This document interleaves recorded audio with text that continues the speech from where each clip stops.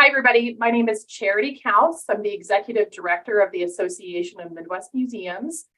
Thanks for joining us today for the 2022 AMM Distinguished Career Award Virtual Celebration event. Before we begin our program, I'd like to invite Brenda Rainey to offer a land acknowledgement. Thank you, Charity. Good afternoon, everyone. I'm Brenda Rainey. In this era of virtual meetings, when digital spaces may substitute our physical sense of place, it is important to redirect our attention to the land we each occupy in this moment and honor the Indigenous people who have called it home. Because I am located in Minnesota, I invite you to join me in acknowledging the Dakota and Ojibwe communities, their elders, both past and present, as well as their future generations. I wish to recognize the strength and resilience of these and all Indigenous peoples who have endured and continue to steward the land that I am privileged to call home. In spite of the devastation of their land and lives as a result of colonialism, the misrepresentation of their cultures and heritage across time, including by museums, and the ongoing struggle to be recognized in contemporary narratives. Please also consider this acknowledgement a commitment from AMM to continue to reach out to and learn from the many Indigenous communities and cultural centers located with connections to the Midwest region. Thank you. Thank you, Brenda. Okay, I have a few housekeeping notes before we begin the program. First of all, you're welcome to have your video on if you choose, but please keep your audio muted until we prompt you to unmute at different points in the program. This event is an opportunity for all of us to celebrate our recipient, but also to learn more about them and their work. Please feel free to comment or ask questions in the chat, and we'll get to those as soon as we can during the moderated conversation later in the program. We encourage you to react to what you're hearing today. There may be moments for audible applause, and we'll let you know about those. But we'll also encourage the use of reactions tool in Zoom, which is located in your menu at the bottom of your screen usually, where you can offer a thumbs up or a clap or other responses without the use of audio. You can also wave and snap your fingers. Even though we can't hear you, we can see your response.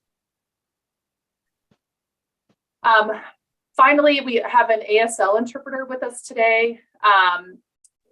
Dale is pinned, or I guess spotlit, and you should be able to see him at all times. If not, you're welcome to pin or drag and drop him wherever you need him on the screen if you need that service. If you have any questions about that, feel free to let us know in the chat. For those of you who are getting to know AMM for the first time through this event, I want to offer a little background on our organization and the program. First, we were founded in 1927. We're one of the very first museum associations in the United States. We serve an 8-state region, and our community includes traditional museums, historic sites, as well as art and cultural centers, science centers, zoos, and libraries. One of our favorite new programs started during the pandemic, and that's our virtual awards celebrations. It is a joy for us to be able to celebrate today's recipient and all of our 2022 honorees through events that bring together their peers in the museum community, as well as their staff and colleagues, family, and friends. Thank you for all joining us today, and for those who listen in on the recording at home later. I want to give a shout out before we start to everyone involved in today's program. Just at this point, just wave when I say your name. So Annette, our guest of honor today, Bill from the Kalamazoo Valley Museum, Donna Marie, Lydia, and Jennifer, all friends and colleagues and collaborators with Annette's programs. You'll also learn more about our guests as we get into the program and get a chance to hear from them about their participation in different programs and events that Annette has done. I also see members of our AMM board of directors joining us besides Brenda, and I welcome all of you to introduce yourselves in the chat and note that you're a board member of AMM if you haven't already. And I think that's about it for opening remarks. Like I said, if you have questions for me or how to do something, feel free to drop it in the chat and I'll get to you as soon as I can. For now, I'll pass the mic back to Brenda to get the awards presentation started. Thank you, Charity. And now the fun really gets to begin. The Distinguished Career Award recognizes individuals, whether they're paid staff, board members, or volunteers, at mid to late museum career stages, whose leadership, vision, mentorship, and creativity have, over the course of their careers, had a positive impact on staff and community members and resulted in lasting change for their institutions. And Annette Hoppenworth, who recently retired from the Kalamazoo Valley Museum in Kalamazoo, Michigan, certainly exemplifies this description. Annette was nominated by her former colleagues for promoting innovative, collaborative, accessible, and engaging educational programs for families, especially those with preschool-aged children. She began her career in 1989, just 2 years before the museum became part of Kalamazoo Valley Community College in 1991. And as our committee reviewed the nomination for Annette, we were impressed with the breadth of her work. Informal learning experiences ranging from preschool exhibits to chemistry day to middle school programs. And we were struck by her passion to dig deep into the heart and soul of each permanent and traveling exhibit to find ways for museum guests to connect to the history, science, culture, and technology through art, story, interaction, and conversation, which has brought incredible joy to the community that the Kalamazoo Valley Museum serves. And it's also inspired her peers across the country. We are so proud to have Annette in the AMM network and are very pleased to celebrate her service once again today as part of this virtual celebration. So this is your chance. This time I invite everyone with us today to unmute or use the Zoom reaction tools to join me in a round of applause in honor of this year's Distinguished Career Award recipient, Annette Hoppenworth. Yay! Annette, show us your award. Annette, show us your award, Annette. There you go. Thank you. And now I invite Bill McElhone, Director of the Kalamazoo Valley Museum, to say a few words about why he nominated Annette Hoppenworth for this award. Thank you very much for that. First of all, I wanted to acknowledge Charity and the rest of the board for the Association of Midwest Museums for this opportunity to acknowledge the great work of a colleague of mine for the past 12 years. And I have to say that this format is great because, as Annette will know, we first wanted to apply and get emeritus status for Annette. She's was a faculty person when she was here at the museum.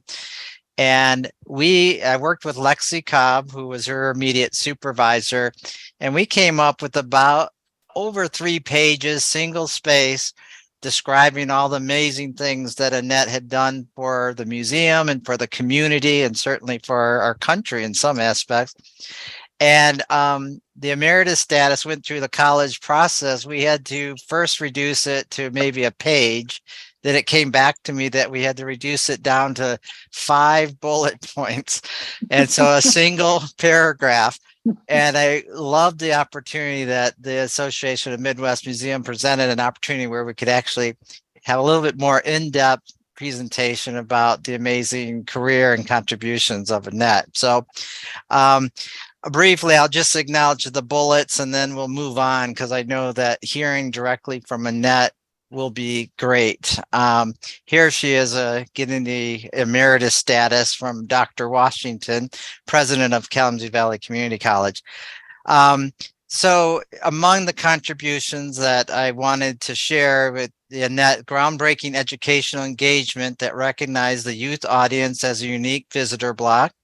Bullet 2 was one of the pioneering educators who established best practices for early childhood museum programs and trained and advised other museums. The 4th bullet established a stigma-free protocols to provide experiences sensitive to the needs of people on the spectrum. And 4, and not final, but brought together community partners and volunteers to establish hundreds of creative hands-on programs, events, and outlining content for all ages, including the National Chemistry Day event for the past 36 years. So I'll leave it at that, but this is a great format for us to get to know a little bit more about Annette, and certainly to share with others so that we can continue to learn from the amazing model that Annette displayed while she was here at the Kalamazoo Valley Museum. So I'll leave it at that, and thank you, Annette. And on behalf of all the colleagues here at the museum, past and present, I want to let you know that they all thank you for the many years of work that you provided and just opportunities just to be with you. So thank you. Thank you, Bill. And up next, we're going to hear from Annette in a moderated conversation with Charity. Thanks, Brenda. I feel like, I know, Annette, you probably don't want me to do this more than I have to, but I feel like we need to unmute just one more time before we start this conversation, just to applaud your emeritus status and all your other accomplishments. So everybody, please unmute and hoot and holler, whatever you would like to do.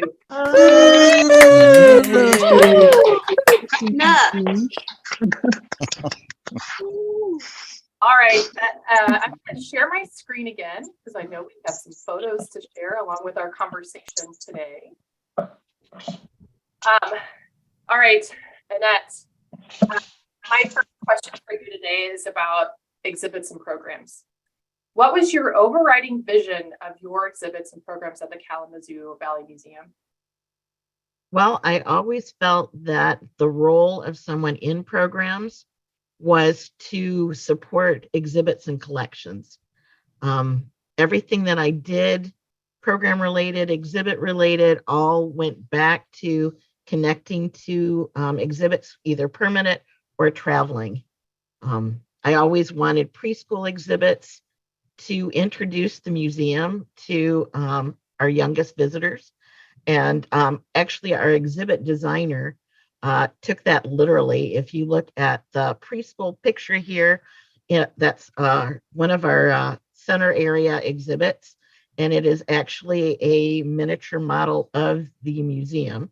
So the tower behind Bill is actually the tower in the display. That was our puppet theater, and then on the other end of the building is our planetarium, and we had fiber optic stars in there so that everything that kids did in children's landscape would introduce them to another area of the museum. I always wanted programs to be multisensory, so we did a lot with textiles, with tactile experiences, with puppets and manipulatives. We had different areas throughout the preschool room for quiet spaces, as well as music. We didn't do taste or smell as often, but we tried to include all five senses, and then helping our visitors connect to their story and our community. So I do have a guest speaker. Jennifer Strauss is an amazing storyteller. I've known her for at least 25 years now. Actually heard her stories originally out at camp with my family. And she was a school teacher that used books and stories to help her students figure out who they were. And that just really connected with me. I've always had a love for literacy. So that just started our 25-year relationship that has encompassed all kinds of programs. And she offered to give her observations, having seen probably close to 50 programs over the years. So Jennifer, if you'd tell us a little bit more. All right, thank you. Congratulations, Annette. I am so happy for you. And all the years that I've known you, I've seen your passion and dedication put forth in the museum and all the programs that you helped produce. And I just want to say bravo and congratulations. This is so well deserved. As Annette said, I first met her. I was producing a storytelling event at a camp where I had been an instructor, the Battle Creek Outdoor Education Center. And years later, when I became a professional storyteller, I was able to produce a fundraising concert there and invited many Midwest storytellers to present at that concert. And Annette came up at the end of the concert with her children, then very young, and introduced herself. And it was evident immediately that she had a passion for story. And so that's where we met. My first time being hired by Annette at the museum was in 2002. I went back, Annette, and looked at all our contracts. So in 2002, I was invited to come in and be a part of her preschool concert series. So as Annette said, all of the exhibits were very, very hands-on, sensory, experiential. And not only did the exhibit serve our youngest patrons at the museum, but she would bring storytellers in to help enrich that programming for families and their youngest. I'm an early language and literacy specialist along with my storytelling. I help a lot of families embrace storytelling and language and literacy activities. So for years, I was part of the preschool concert series. And Annette and I would talk.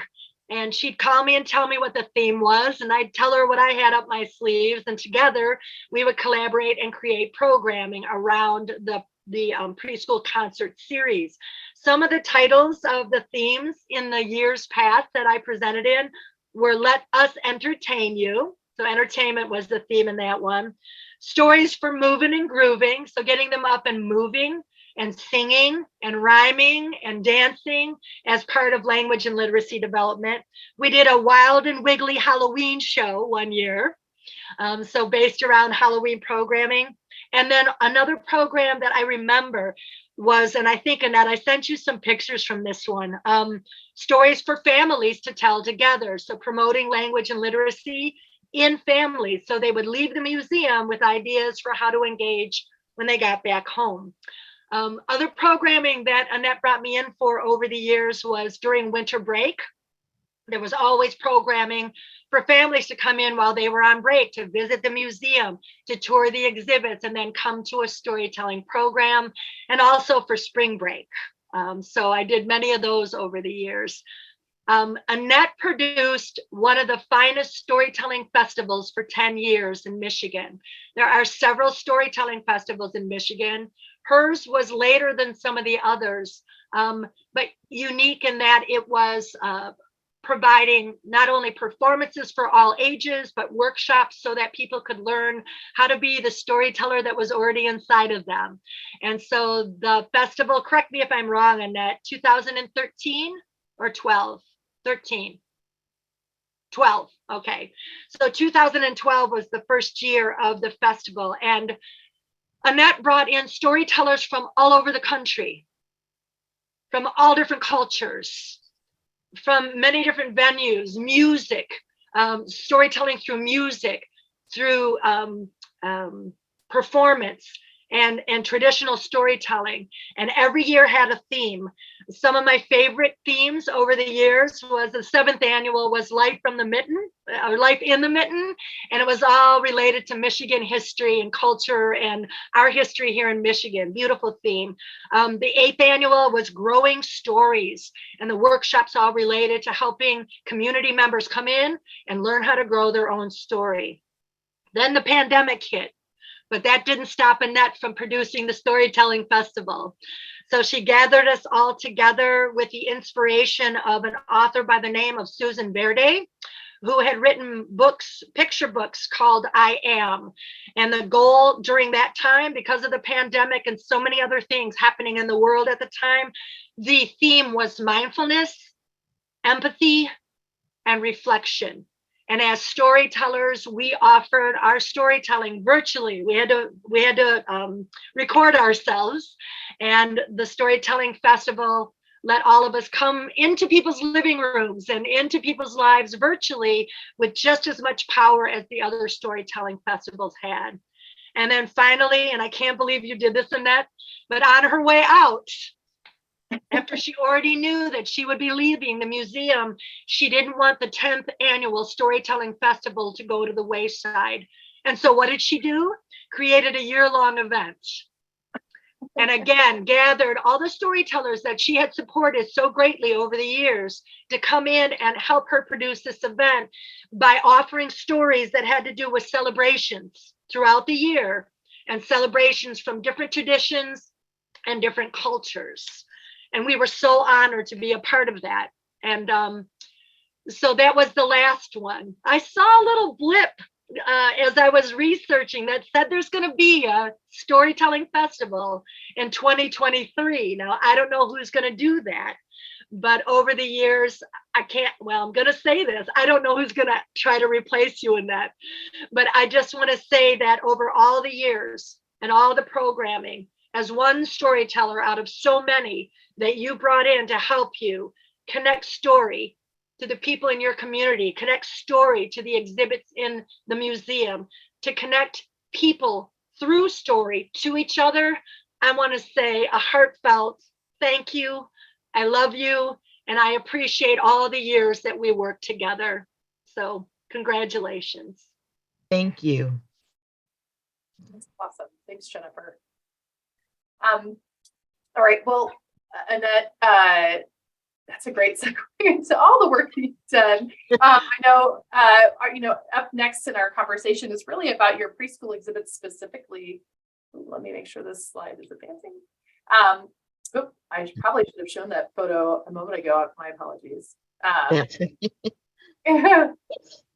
let's talk a little bit about your preschool exhibits and what has made them so successful and unique. Well, I was very fortunate to have lots of different collaborations that just really changed who I was as an instructor and teacher, as well as what I did for programs and exhibits. When we moved from the old museum, which was there in 1995, we had 100 square feet, just one little room. We were seeing 800 kids a month, doing 5 preschool 45-minute programs every single day, Monday through Friday. And then we were open to the public on weekends.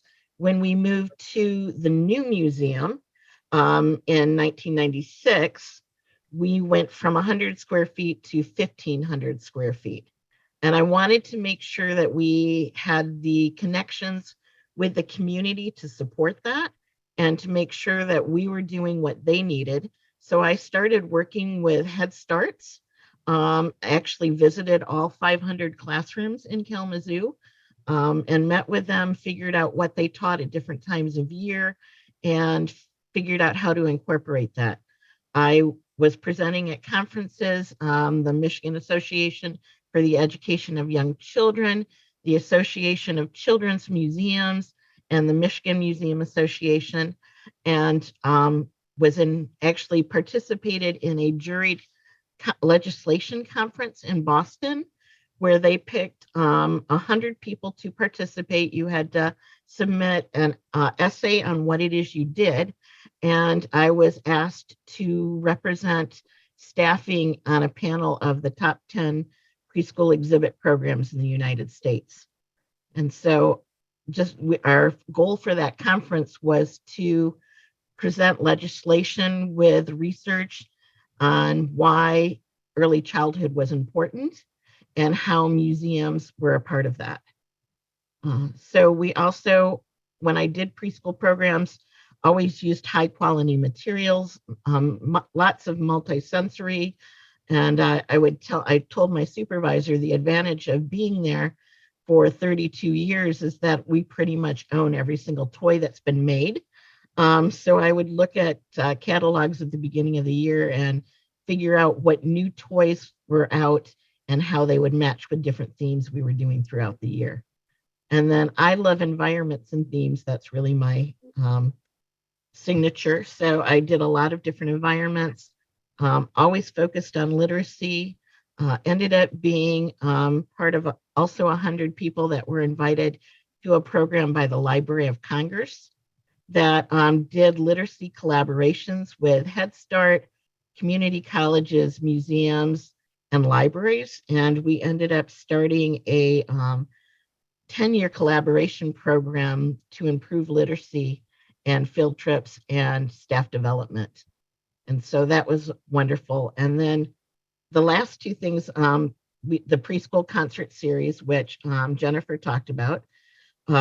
Betty Upjohn from the Upjohn family in Michigan was on my committee for developing the new children's landscape exhibits.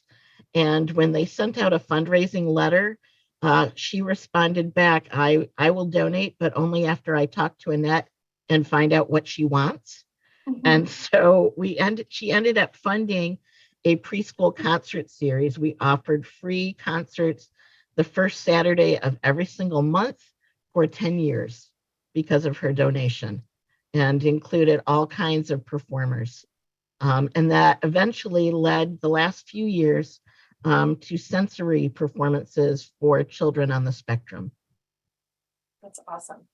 I know we've got a few slides here to show some of the things Yep. you talked about. You might just point out what everybody's looking at as we scroll through. Okay.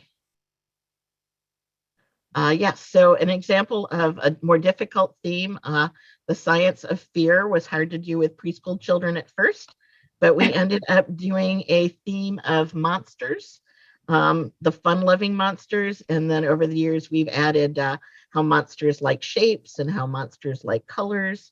So lots of different variety there. And I think the next few are also about the monsters. Yep, lots of sensory materials. We have a 12-foot Velcro wall. So when we create things for the Velcro wall, they have lots of different textures.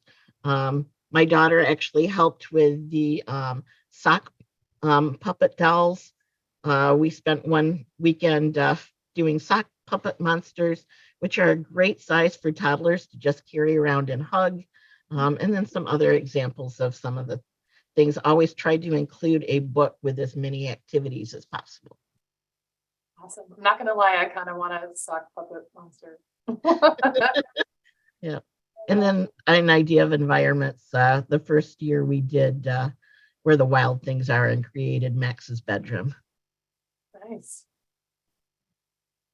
So another exhibit we had was a powwow regalia. And it was a special traveling exhibit. And we spent 3 years researching this exhibit. We went to powwows. I ended up creating the hands-on exhibits that went with the traveling exhibit as well as the preschool exhibit. Worked with the education director from the Nokomis Museum as well as the local tribal council. Just wanted to emphasize that everything you do when you're working with another culture to show respect is that you need to run everything by them and just, walk it out with them and make sure that you are representing their culture accurately. Great. Oh, and this was, we actually built a wigwam and included lots of hands-on activities, animals, a felt board of the Three Sisters, which was corn, squash, and string beans. So lots of activities and fun. One of the sensory programs we did at the end, and I think Cindy is here. I saw her a moment. Cindy from the symphony orchestra is the educator, and we worked on several programs for children on the spectrum, and this was a music program that we did. Awesome. Okay, let's talk about public programs a little bit, Annette. Right. Describe the different types of programs that you created and how you use community collaborations to strengthen those museum community relationships. Okay. So we did lots of hands-on programs, but one of the smaller ones that I really loved was working with Peace Jam in Kalamazoo. And every year they would bring in a Nobel Peace Prize winner.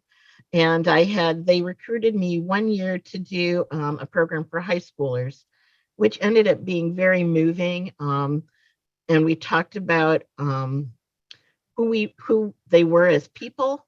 And it was so successful that they asked me the next year if I could do one for middle school, and that they would include middle school students from across Michigan into the program the following year. So the Nobel Peace Prize winner was from 2003, and her name was Shirin Ebadi. She was a judge from Iran. And we ended up doing a program using Tommy DePaulo's book, The Knight and the Dragon, which is a cute book. If you really should read it. But it's about a dragon and a knight who are trying to be who they're supposed to be and fight each other, but neither one of them really want to fight. So a princess who's been observing their failure at fighting suggests that maybe they start a restaurant, and the knight can serve and direct, and the dragon would do the barbecue. So we talked to the middle schoolers about coming up with an issue that they saw that needed to be addressed in their community, in their school, and in their family. And then they picked the one that they were most passionate about and created a shield on how they would solve that problem. And what was so wonderful is that Shirin came in and looked at all the shields and gave personal testimony as to how she had addressed every single one of those issues. So it was wonderful. Annette, could you clarify for those of us who've never heard of it before what the aesthetic education? Oh, yes. Is? Yes. So the aesthetic education program comes from the Lincoln Center for Performing Arts, and it was developed by Maxine Green. And it is a way of teaching that involves open-ended questions and communication, observing, and learning to see art from the perspective of the artist. And it's, we actually, one of my old staff members, who we used to spend hours communicating about programs and how to help visitors in a program with 1,500 participants connect their art to the exhibits. And so he ended up actually going to the Lincoln Center and being trained, and became the trainer in Kalamazoo for, I mean, we had people come from Florida to attend trainings, but it was a wonderful way of really, no one's wrong when you ask questions about what they think or what they see. So it's open-ended, and everyone gets it right. It's a beautiful program and a way of doing, especially smaller groups where you can have conversations. Awesome. Well, I love seeing all the shields on the screen here. You want to tell us what some of the kids put on their shields in the program? Yes. So we had bullying, pollution, world peace, racism, violence, friendships. Those were all different major topics. Big step for young people. Mm-hmm. Awesome. Let's talk next about Chemistry Day. All right. Chemistry Day has been, so this is always so confusing. It's been going on for 35 years. However, we've done 36. And the reason for that is that the originator, Lydia Hines, actually came to the museum and said, would you do something like this? We had done a physics program with the local university, and she said, well, if you're doing physics, why can't you do chemistry? And so we ended up having a chemistry day. Well, apparently she was ahead of her time, because the American Chemical Society decided that year that they would do a community outreach program called National Chemistry Week. And so we had to do two of them that year. So the original one, and then the first National Chemistry Week one. And so we've been doing it ever since. And you can see where we were younger and where we were older. And the focus, we always, safety has always been a huge part of what we did. The Pfizer had actually donated the use of their education safety glasses for us. And then the local section actually bought safety glasses that are stored at the museum and used every year. So I asked Lydia if she would speak a little bit and describe the collaboration from her perspective with the museum. Thank you, Annette. Congratulations again. Very well deserved. Thank you. As Annette said, the collaboration began 36 years ago because I was a copycat. So at that time, the museum was in a fairly confined area above the library in downtown Kalamazoo. And that was a little bit before Annette joined. But when she joined, I thought I could see if she could help in a small way to improve the program. Well, little did I know that she was all in with outreach to the community, no matter what. So to her, a museum was a happening place. And she took initiative in so many ways. All I needed to do was call her with the year's theme. And every year we have a different theme, by the way. Some of them have to do with chemistry and health, outer space, forensics. I mean, variety, it's not similar. Anyway, she was ready to jump in to search the ACS website, ACS meaning American Chemical Society, for ideas, offerings in terms of keepsake materials that she could give the young people, which would serve as reminders of the event to them. And she would have information handouts at every table because her desire was, well, the kids come and have fun. They can do it when they go home as well. It's a continual thing.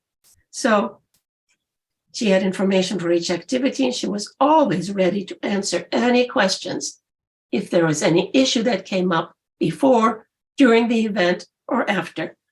In today's step counting world, I'm sure Annette would get 10,000 in those 4 hours that she was at Chemistry Day. I would just recruit the chemists to come to these events. As you see, the older folks sitting here, a chemist from the community. And then she would have assigned tables for them to reach out with their pre-assigned events. I would assign them events, suggest what they wanted, ask what they wanted to do.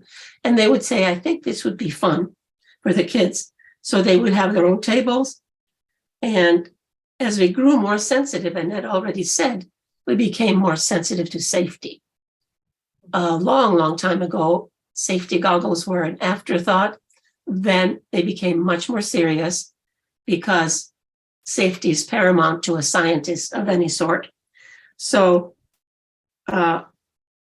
we got goggles and we had gloves for the children, and we would recommend that individuals who needed to bring safety shields at the museum. Given that chemistry and chemists have received much negative publicity over recent years, the ACS, through its local sections, has made a particular effort to inform and encourage people of all ages to consider the pervasiveness of chemistry in all of life. So what better way than to reach the children? And you've been hearing this, Annette loves to work with children. Well, she wanted to reach them, the children, with the messages of the amazing way that they can safely observe. As you see, some are observing here, some children are observing, and participate. Participate. That's important. In many ways that chemistry and chemists touch lives. So we tell the children when they come in, from breathing to diapers to medical breakthroughs to the clothes we wear, chemistry has a finger in all of that. Parents, who are the children's first teachers, I'm sure Annette would agree with that, would come and bring their children, and grandparents, more formally trained teachers, would come for materials. That's one other thing our local section, which is a part of the American Chemical Society, does, reach out to teachers with materials.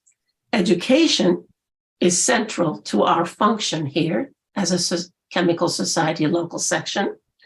And we are involved in this endeavor by bringing activities to these students, to the museum, through going into classrooms, of course, but through the museum event. And today I wore my t-shirt. Annette came up with this idea too.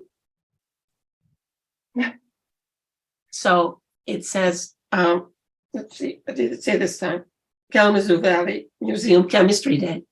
So she gave each of us a t-shirt to wear so we can have a memento of it.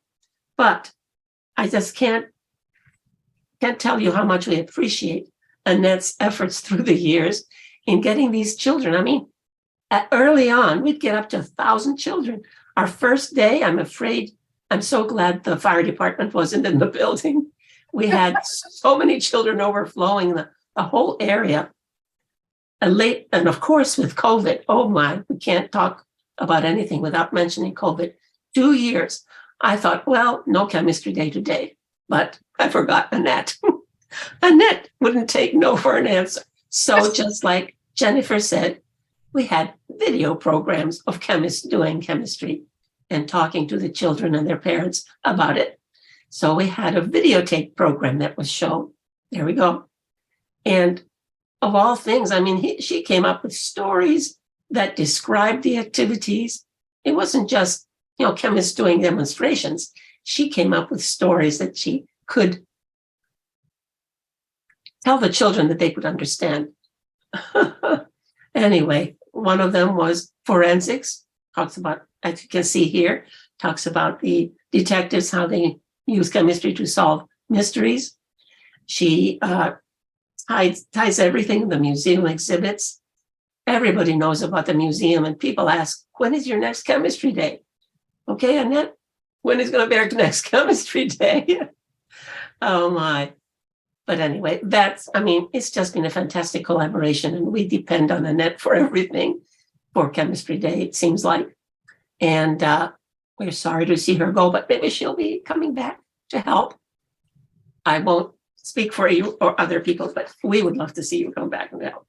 Next year, Annette, already, I'll tell you, the theme is health and medicine. Okay, thanks so much and congratulations. We couldn't have done our program without you. Yeah. It was fun. The 2020, the theme was actually adhesives. Forensics was a few years before that. And so we did a whole program on the sticky bandit who would come through museums and mess everything up and do all kinds of sticky substances. And it was a way, we had 20 different videos, a way of showcasing each exhibit, what was happening and what was changing during COVID to make every exhibit safer. We actually had everyone on staff it was like Clue game. So everyone on staff became a character, and we wrote a story that represented who they were. We brought in one of our old staff members who was in theater to actually produce a newscast and walk everyone through the mystery, as well as videotaping every single chemistry experiment. And then last year, we did The Wizard of Oz, which tied into the anniversary of the tornado in Kalamazoo. And we did all kinds of experiments that brought the story of the Wizard of Oz to life in 5 different acts.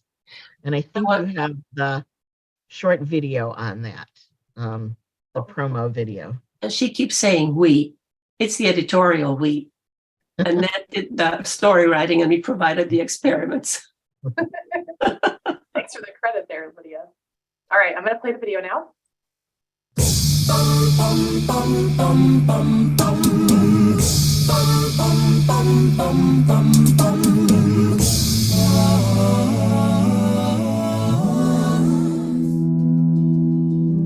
Welcome to the Kalamazoo Valley Museum Chemistry Day.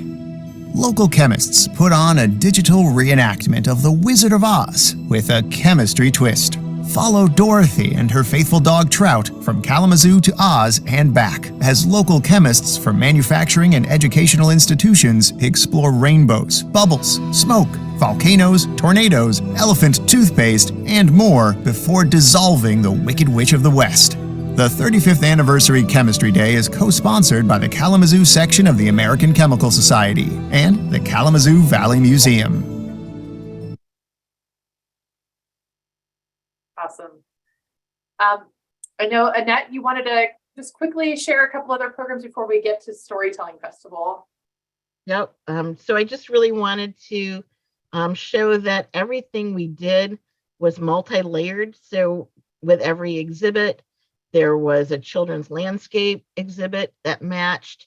There were children's programs, adults programs, planetarium shows, all kinds of outreach, vendors, local community members, so many more. One of the, I think the bee exhibit is a great example of, we had representatives from Kalamazoo Valley Community College that talked about beehives, gathering bees. We had adult programs. We brought in the 4-H. We did a local author that had written a book about bees. We had an exhibit for children on bees, as well as a wonderful art exhibit from a local artist who also did the sketch for the Two-Hearted Ale. And then we had down in the bottom there is our community information wall, and we gathered information from all of the different community members that worked with honey and bees and allowed them to have their information at the museum on display. This is one more program. Camp 911 was an amazing collaboration. We were looking for something to replace our Festival of Health, and the local ambulance service had a program called Camp 911 for 12 to 14-year-olds, and it had water safety, first aid, introduced them to canines, to ambulances. They got to go up in the bucket on the fire truck. They got to spray the hose. They were provided with t-shirts, bike helmets, morning and afternoon snacks, and lunch.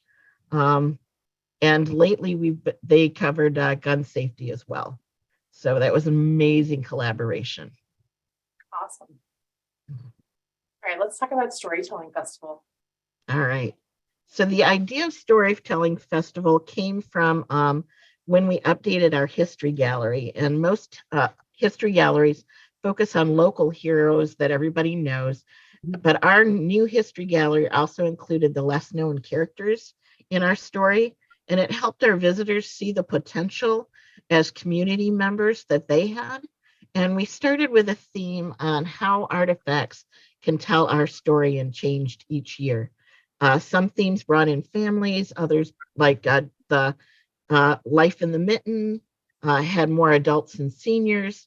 We included vendors as well every year that matched the theme, as well as local authors, both individual or independent, and ones through publishers, and some of our famous ones like David Small and Sarah Stewart and Patricia Palaka. And then one year we even focused on different methods of storytelling, such as poetry and the spoken word, music, puppets, and we had a mime, which was a lot of fun. And we always, every year, matched whatever the storytelling theme was with children's landscape as well, and included as all the different books that were represented. So we did get to do 10 years. I was not going to let them not skip the last year, even though I'd retired. So we did do a year of celebrations, and I had a musician from New York called Louis, who actually wrote a song for the museum from his many visits, and we were able to do a video of some of our storytellers.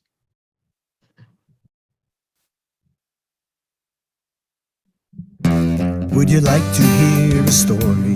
I got a feeling you do.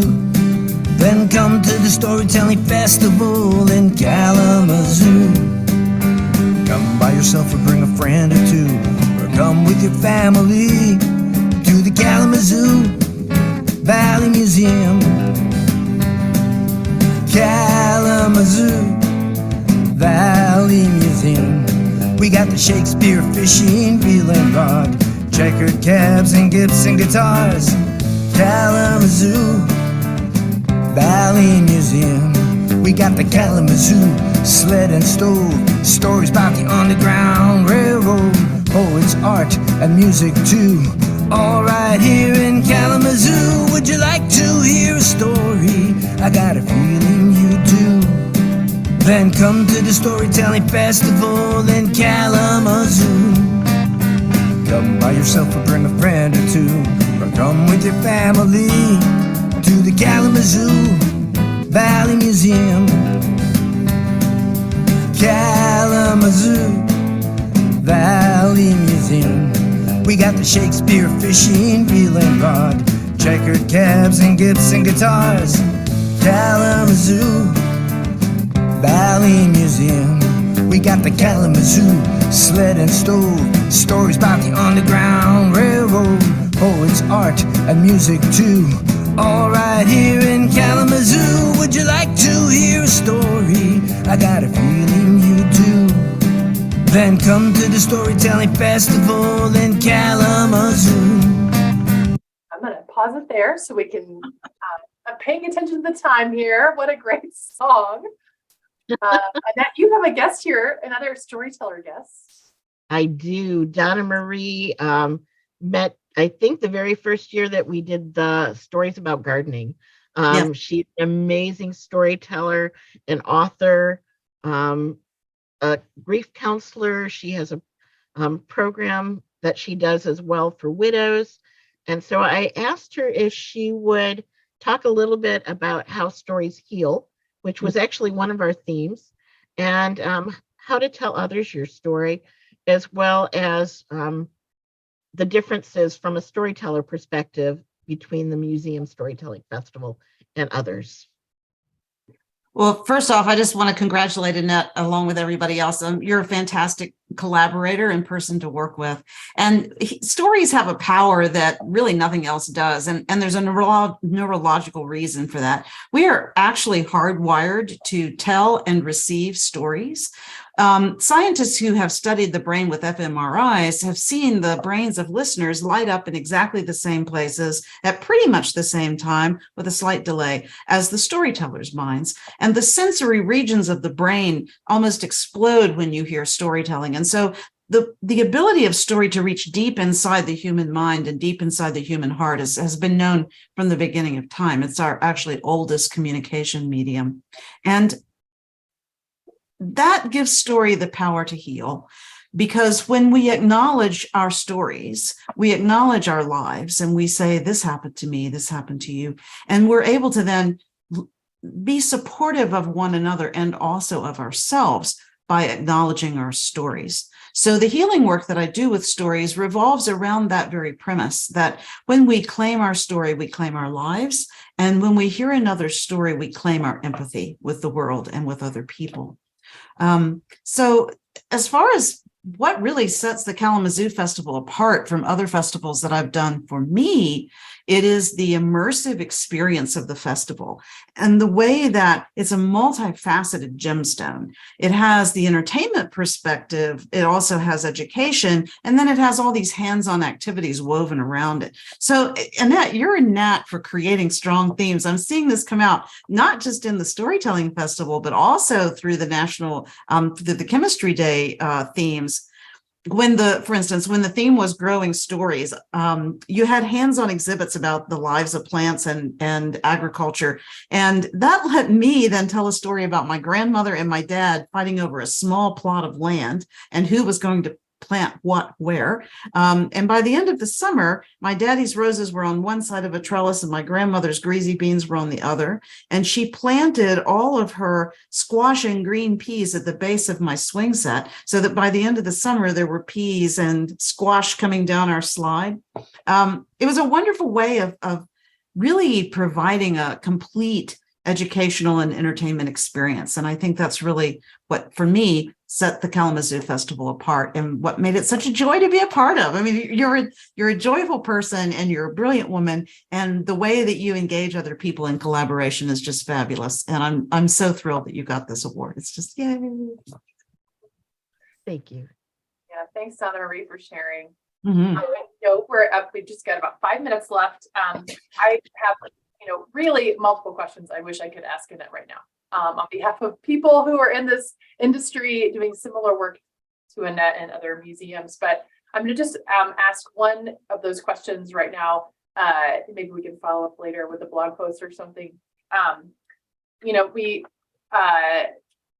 think we can all see just how wonderfully you've collaborated with other groups, and as everybody has referred to, your sort of multifaceted approach to programming and exhibits. And I just wonder what you would say is the secret sauce to successful programs in museums. Well, first and foremost, you have to know your audience. So you have to be out on the floor a lot. You have to know your staff. I think that was probably one of my strongest pushes, was to get to know every new staff person and allow them to put their personality into programs.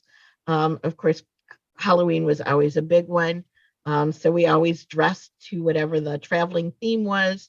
But also, for example, the one picture with the flowers, in the last summer exhibit, we had mythical creatures.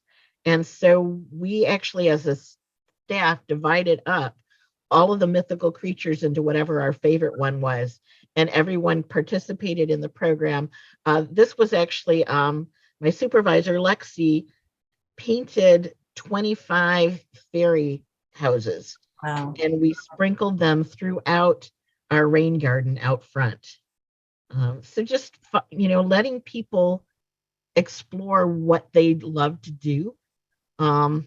This was actually another bug exhibit from years ago on crime insects, and that year everybody was some kind of bug. But you just really, I think humility is important, to make sure that every time you work with a community organization, that they get as much out of it as you do. A lot of times I would go to an organization and say, I'd like you to do this for the museum. And they're like, wow, no one's ever asked us that before. We didn't know someone that actually noticed that.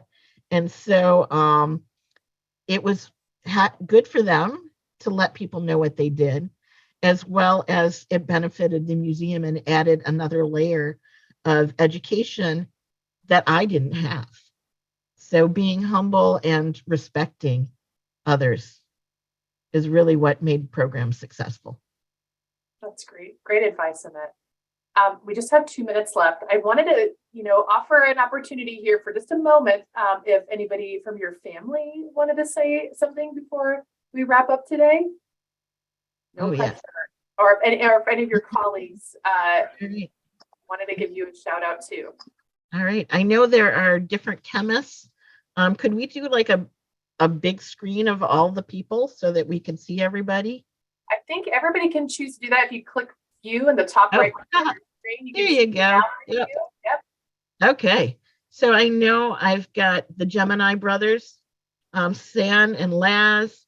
They have been performing. I don't want to date you, but I want to say since I was in maybe middle school or high school, they've been performing at the museum for years.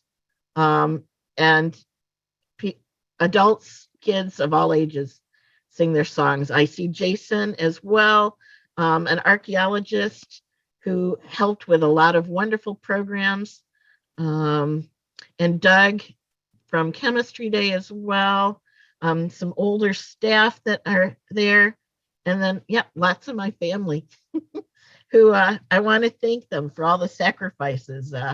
One of the things about being a program educator is that you never do family vacations because that's when everyone visits the museum.